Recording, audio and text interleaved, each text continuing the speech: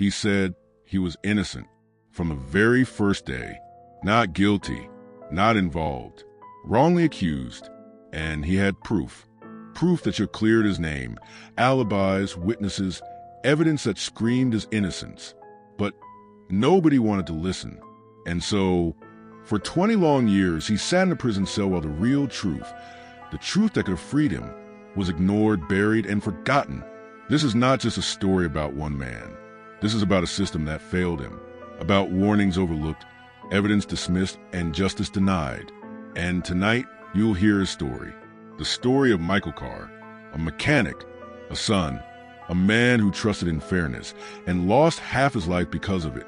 But be warned, this story is not easy to hear because it shows us how fragile justice can be, how innocence can be silenced, and how one man, the man they wouldn't listen to, disappeared behind bars for 20 years.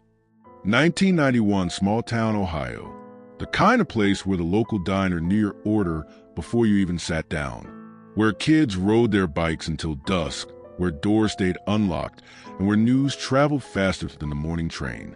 It was the kind of place where everyone thought they knew everyone, and everyone thought they could never be wrong. Michael Carr was 25 years old. He was the sort of man people described as steady, dependable. He wasn't loud. He wasn't flashy. He didn't seek attention. His world was made up of engines, grease, and the quiet satisfaction of fixing something broken and making it run again. His garage sat on the edge of town, small, a little cluttered, but alive with the hum of tools and the smell of oil. Customers trusted him because he was honest. If he said your car needed work, it did. If it didn't, he told you straight. Michael lived with his mother in a modest house. He helped pay the bills, fix the neighbors' cars for little or nothing, and was known as someone you could count on. He wasn't perfect, no one is, but he was decent. The kind of man who waved to the mailman who lent his tools, who minded his business. And on April 17, 1991, Michael's world would change forever. On that same night, across town, a very different scene was playing out.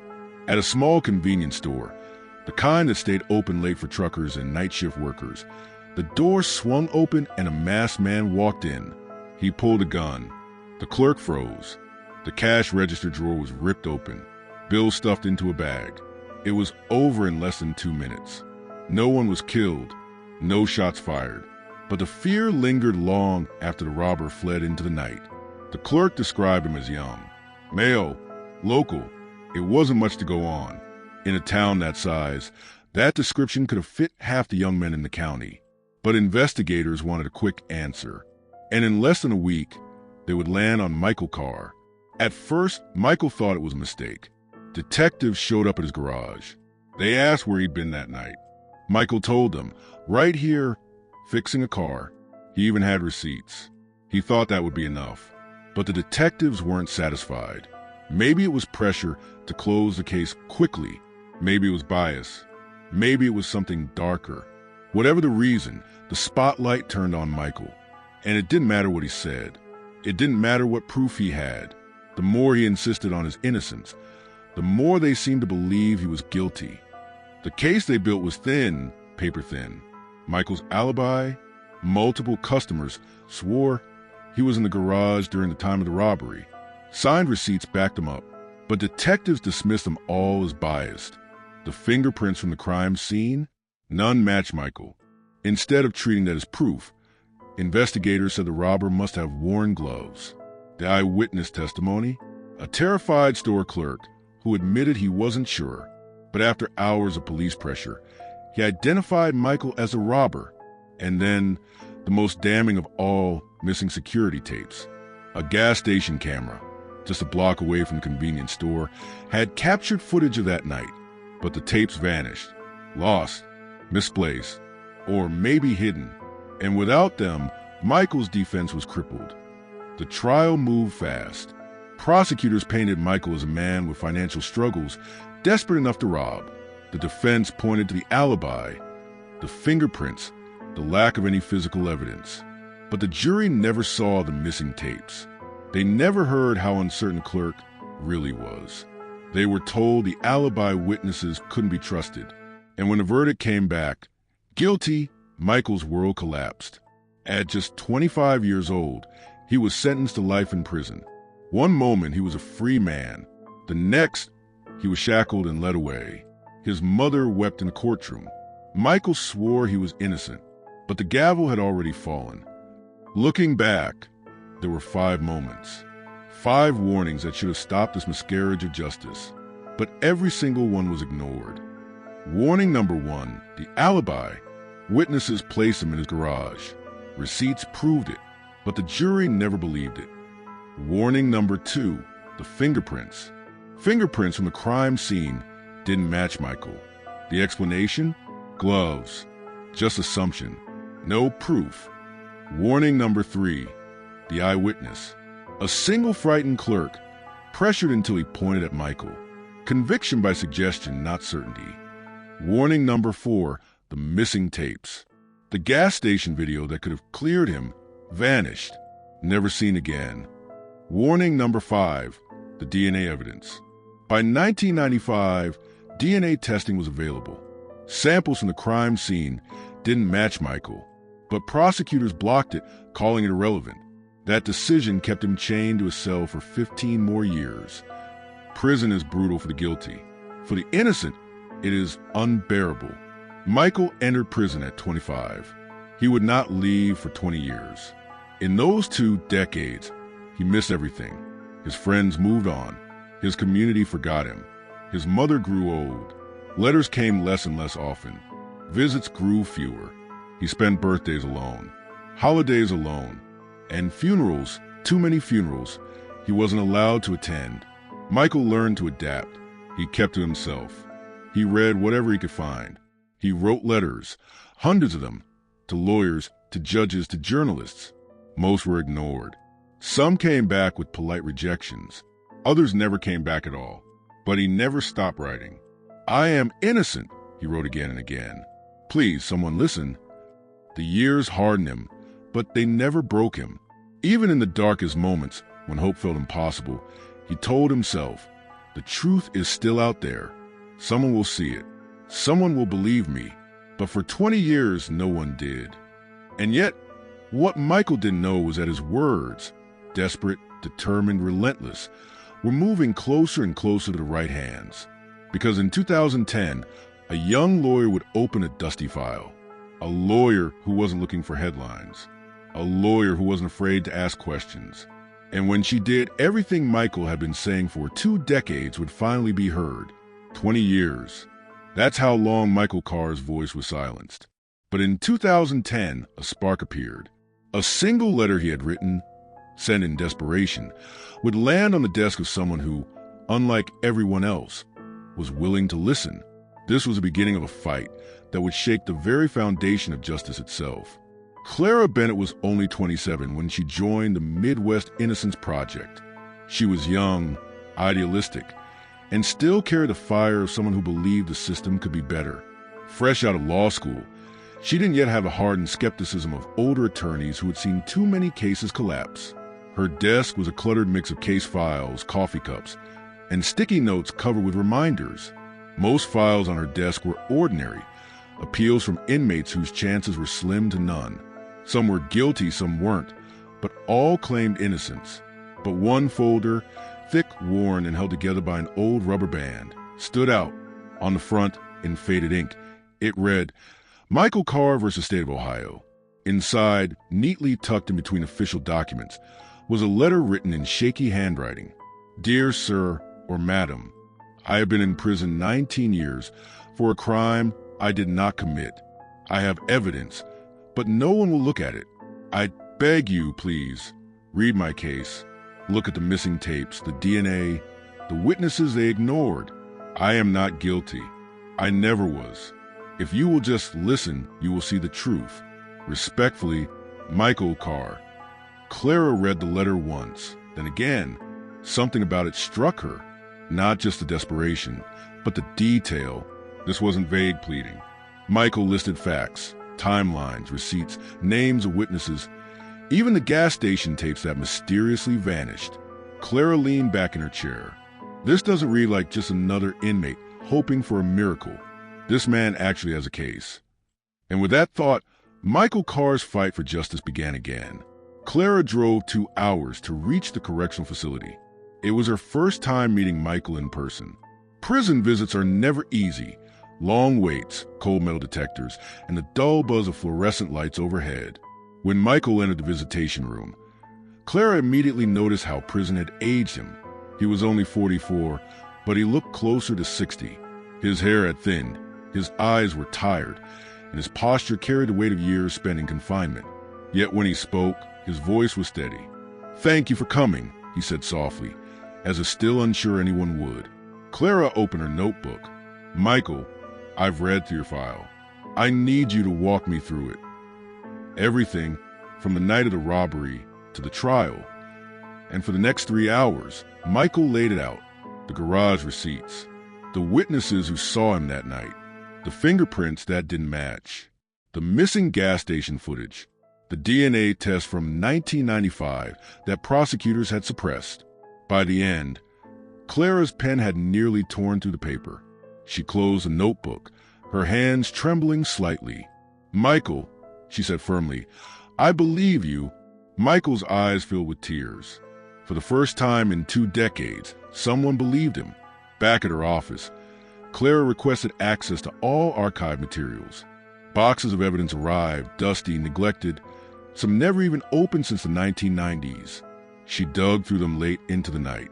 Police reports, trial transcripts, old photographs.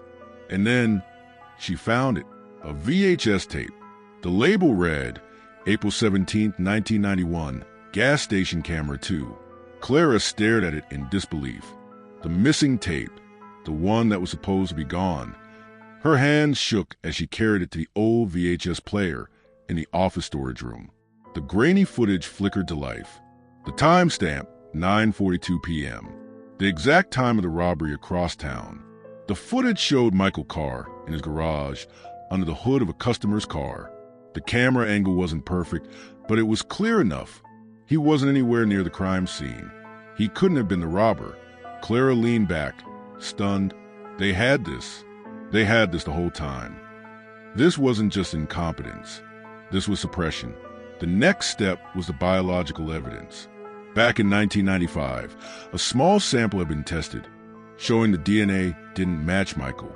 But prosecutors dismissed it, saying it was irrelevant. Clara knew better. She contacted a private lab and asked them to run modern, more advanced testing. Weeks later, the results came in. The DNA matched someone else entirely, a man named Curtis Dwyer. Dwyer had a criminal record stretching back decades. Armed robbery, assault, even a charge for attempted murder. In fact, at the time of Michael's conviction, Curtis Dwyer lived just 3 blocks away from a convenience store. It was the break Clara needed. But there was a problem. The state didn't want to hear it. When Clara filed a motion to reopen the case, the prosecutor's office fought back fiercely.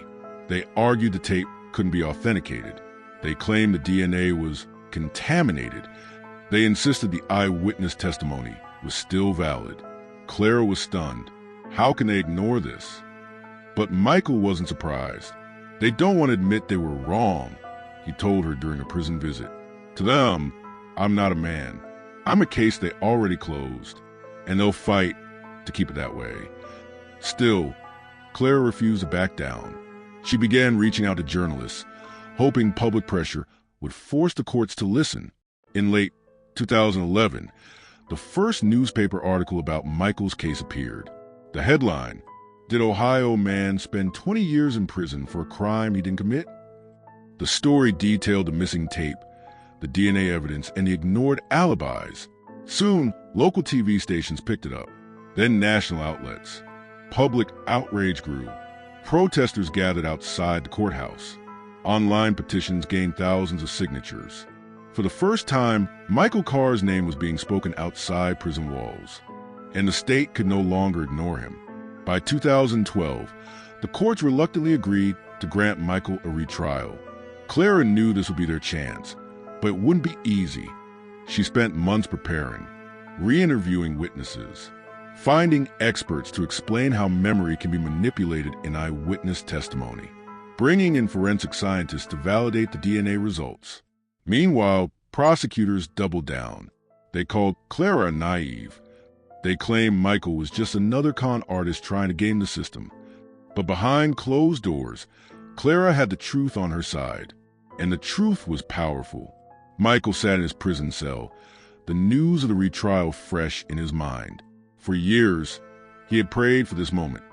Yet now that it was here, he felt a mix of fear and hope. What if they still don't believe me? He whispered to himself. He thought about his mother, now in her 70s, frail and unwell. Would she live long enough to see him free? He thought about all the years stolen, friends who moved on, relationships that died, a life that slipped away. But more than anything, he thought about walking out, breathing fresh air as a free man. And for the first time in 20 years, Michael Carr allowed himself to imagine freedom. Michael Carr had spent 20 years in a cage, silenced by a system that refused to listen. Now, with Clara Bennett by his side, the truth was clawing its way to the surface. The missing tape, the DNA match, the witnesses long ignored. But the system would not surrender easily. The prosecution was determined to keep its conviction intact. The retrial would be a war. And for Michael Carr, it would be his last chance. Would the truth finally set him free, or would the system bury him again? 20 years of wrongful imprisonment had led to this moment, the retrial. For Michael Carr, it was not just about proving his innocence. It was about reclaiming his stolen life. But the courtroom is not a place of pure truth. It is a battlefield. And in this war, both sides would fight to the very end. The courthouse in downtown Ohio had seen its share of trials, but this one was different. Outside, protesters held signs that read, "Free Michael Carr and justice delayed is justice denied." Reporters lined the steps, cameras flashing, their microphones waiting for the story that could define a career. Inside, Michael sat at the defense table in a crisp suit Clara had brought for him. It was the first time in 20 years he had worn something other than prison beige. The suit hung loosely on his frame. He had lost muscle weight in years of confinement. But his eyes carried a fire no jury could ignore. Across the aisle, the prosecution team shuffled papers with forced confidence. They were veterans of the system, determined to defend conviction at any cost. To them, this wasn't just about Michael. It was about protecting their record. The judge entered and silence fell. Clara rose first. Her voice was steady, but it carried a conviction that drew the jury's attention instantly. Ladies and gentlemen, you will hear that Michael Carr was convicted of a robbery he did not commit. For 20 years, he has lived behind bars, separated from his family, stripped of his freedom, all while the real perpetrator walked free.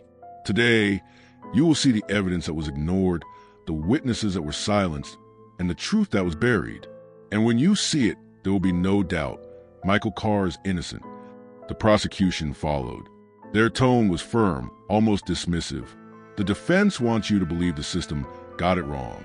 But Michael Carr was identified by a witness, convicted by a jury, and sentenced according to the law. The so-called new evidence is unreliable, exaggerated, and irrelevant. Don't be swayed by sympathy. Look at the facts. This man is guilty. The lines were drawn. The battle had begun. The defense's first witness was a man named Richard Thompson, one of Michael's longtime customers.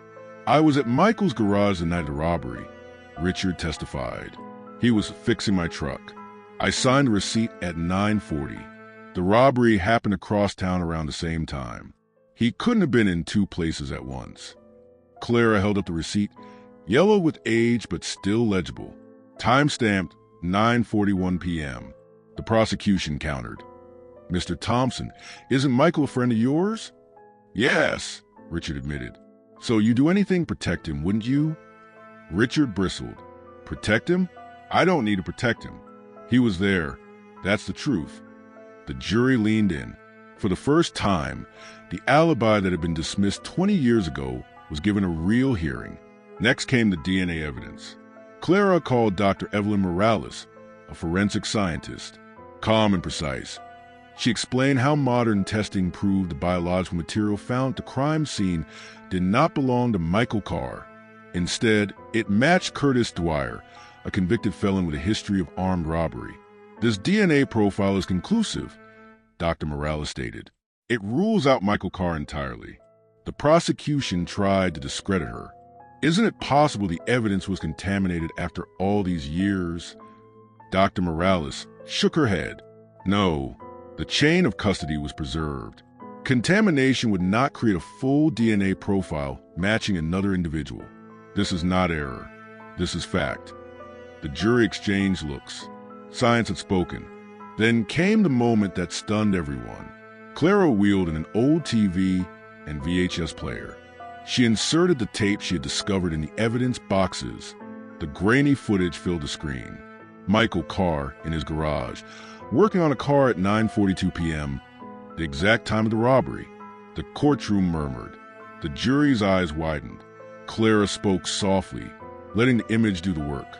This is Michael Carr, not across town, not at the convenience store, but here, in his garage, where witnesses said he was all along. The prosecution objected furiously, claiming the tape was inadmissible, but the judge allowed it. And in that moment, 20 years of doubt began to crumble. But the prosecution wasn't finished. They grilled Michael when he took the stand. Mr. Carr, isn't it true you were struggling financially in 1991? Yes, Michael admitted. And isn't it true that desperation can drive a man to do things he wouldn't normally do? Michael's voice didn't waver. I was struggling, but I never robbed anyone. I fixed cars. That's who I was then. That's who I am now. They pressed harder, suggesting he could have left the garage briefly, committed the robbery, and returned. Michael looked at the jury. 20 years ago, I begged them to look at the receipts, the witnesses, the evidence. They didn't, and I paid the price.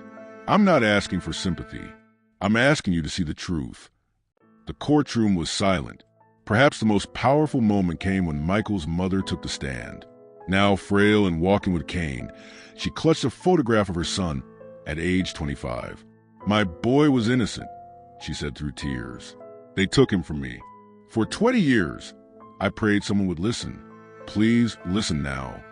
Even the jurors wiped their eyes.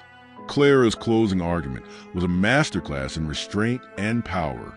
For 20 years, Michael Carr was silenced. The evidence was there, the receipts, the fingerprints, the DNA, the tape, but the system refused to hear him. Today, you have the chance to do what no one else would. Listen, don't let 20 years of injustice become a lifetime. Give this man back his life.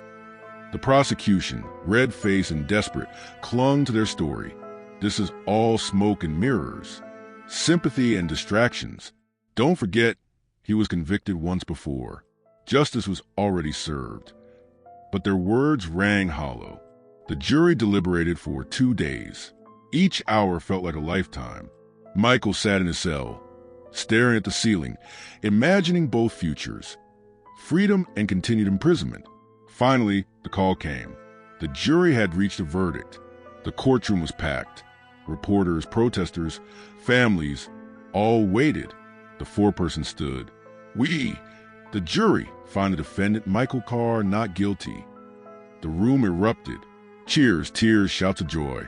Michael collapsed into Clara's arms, sobbing. For the first time in 20 years, he was free. Michael walked out of the courthouse into the sunlight, blinking against the brightness. The air smelled different, fresher, freer. His mother clung to him. I told you, she whispered. I told you God would send someone. Reporters shouted questions. Cameras flashed. But Michael only said one thing. I was innocent. I always was. Thank you for finally listening. After 20 years of wrongful imprisonment, Michael Carr had been exonerated. The jury had finally seen what the system refused for decades, his innocence. But freedom, while sweet, came with scars. Michael Carr was stepping into a world that had changed without him. Technology, friendships, even his own reflection, all unfamiliar. The fight for justice was not truly over. Because for Michael, the question now became, how do you rebuild a life stolen by the system?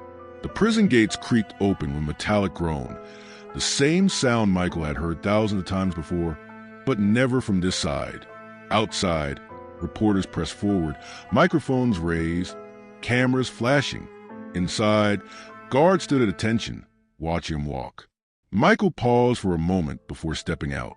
The sky was open, impossibly blue, vast, unchained. He blinked against the sunlight like a man emerging from a cave. His mother, now older and frilier, stood waiting, her cane trembling as she tried to steady herself. Tears streaked her face as she whispered his name. Michael, he fell into her arms. For a long moment, words weren't necessary. The cameras clicked in word, but in that instant, it was only mother and son, reunited after decades of separation. Beside them, Clara Bennett watched silently, her heart swelling with relief. She had fought for this moment, gambled her career on it, and now here it was. Michael Carr was free. Freedom was not the end of the story. It was the beginning of a new struggle. The world Michael had left behind in the late 1990s was gone. On the car ride away from the prison, he stared out the window like a time traveler. Billboards advertising smartphones, self-driving cars on the highway, and people glued to devices he couldn't name. Clara handed him a phone. "Here, try it. You'll need it." Michael turned it over like it was an alien artifact. "It doesn't even have buttons." "How do you dial?" Clara smiled, showing him how to swipe. He touched the glass screen and jumped when it lit up. For a man who once owned a flip phone, this felt like sorcery. That night, in his mother's small living room, Michael scrolled through decades of history he had missed. 9/11, wars overseas, the rise of social media, even the presidency of a man he remembered as a New York businessman. The world had sprinted forward while he was forced to stand still. But the strangest sight was his own reflection in the mirror. 20 years gone, his hair streaked with gray, lines around his eyes carved deep by years of tension. He touched his face, whispering, "I don't recognize him." Freedom came with invisible shackles. Michael struggled with things most people took for granted: buying groceries, using an ATM, navigating a world of debit cards and QR codes. One afternoon, he went into a convenience store alone. When the cashier asked if he wanted to use the self-checkout, Michael froze. The line grew behind him, people shifting impatiently. He left the items on the counter and walked out, shaken. Later, he admitted to Clara, "Prison teaches you how to survive in a cage, not how to live outside it." Nightmares still haunted him. The clanging of cell doors, the jeers of inmates, the ever-present threat of violence. More than once, he woke drenched in sweat, convinced he was still locked away. Even joy came with guilt. His freedom was a blessing, but the years lost, his 20s, 30s, 40s, were gone forever. Birthdays, family gatherings, opportunities stolen. When neighbors welcomed him home with smiles, Michael wondered silently, what would I have been if not for prison? A father? A business owner? Just a man with an ordinary life? The exoneration of Michael Carr exploded in the news. National outlets picked it up. Man freed after 20 years wrongfully imprisoned. His face appeared on talk shows, his story debated on panels. Journalists called him a symbol of justice delayed but not denied. Others asked whether the system that caged him could ever be trusted again. Michael agreed to some interviews, but he quickly learned the media had its own appetite. Some reporters wanted sound bites, not depth. They asked the same shallow questions. How does it feel to be free? He answered politely, but inside he seethed. How does it feel? Was too small a question for the enormity of what had been stolen. Clara shielded him as best she could. She became both lawyer and gatekeeper, ensuring his story was told on his terms, not twisted for ratings. Michael's release didn't just clear his name, it ignited a firestorm around the justice system itself. The prosecutor who once boasted of putting away a dangerous man refused interviews. Retired detectives defended their investigation, insisting they had followed the evidence. But the public wasn't buying it. Legal scholars weighed in. How could key evidence like the VHS tape have been ignored? Why did DNA testing take decades to be considered? What pressures led to Michael's conviction in the first place? Civil rights groups held rallies, chanting his name alongside others who remained behind bars despite questionable convictions. Michael Carr became part of a larger narrative, one that questioned whether justice in America was truly blind. Clara spoke at universities and legal conferences, warning, Michael's case isn't rare. It's just rare that someone survives 20 years and finally walks free. Despite the whirlwind of attention, Michael's daily life was quiet and fragile. He moved into a modest apartment paid for partly by donations from supporters. The state offered compensation, but money couldn't replace time. The process itself was slow, tangled in bureaucracy. As if Eva's freedom came with conditions, Michael started therapy, encouraged by Clara. He learned the term post-incarceration syndrome, a condition haunting many who serve long sentences. Even when innocent, he nodded silently, recognizing every symptom. He also began volunteering with a nonprofit that helped exonerated prisoners re-enter society. Standing before men fresh out of prison, he said, "They stole years from us, but they didn't steal our voices. Use yours." His words carried weight. He wasn't just a client anymore. He was becoming an advocate. For Michael's mother, his freedom was bittersweet.